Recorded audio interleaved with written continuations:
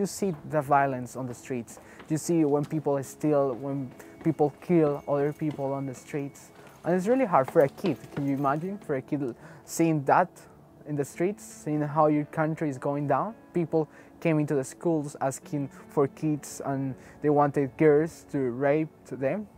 So it's really hard. My name is Daniel Gamboa Salazar. I'm a refugee. I'm from Colombia, South America. I am 20 years old and I'm living now in Lower Hutt, Wellington. I'm really happy to be here in New Zealand. It's a really nice country and I have so many opportunities and I feel so grateful for everyone that has helped me to achieve this dream of being here in New Zealand. When I was 8 years old, my father abandoned my mother and I, so it was really hard for my mother to get some money. And after 3 years, after he left us, she got a restaurant, a really good restaurant, but like in our country sadly we have these terrorist groups and they just keep asking her for money, like every week she needed to pay money.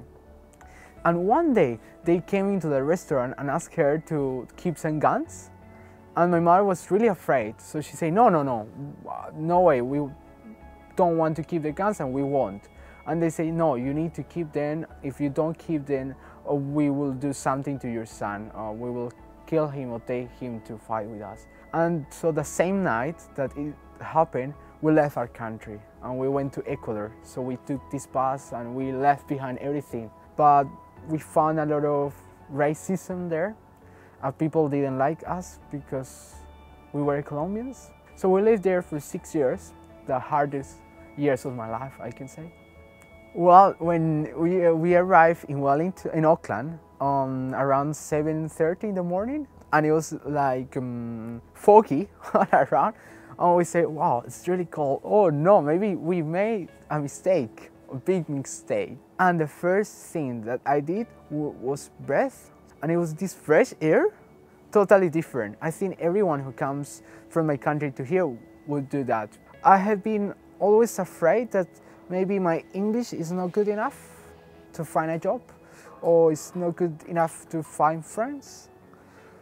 But now I have found that I have like many opportunities now, and like I go there and I show my English and they say, oh, you have a great English, and I say, yeah, a lot of effort, but it makes me feel so happy. I think for me drama is like everything. When I step on the stage, I feel like so relaxed, like all my problems disappear.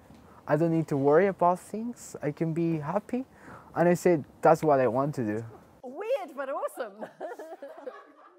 So I feel that a lot of people have different stereotypes for refugees. So they feel that some people feel that they're taking their possessions, their land. Some people feel that we are not smart enough. Some people think that just we are taking money from the government. And some people even think that we don't deserve this life.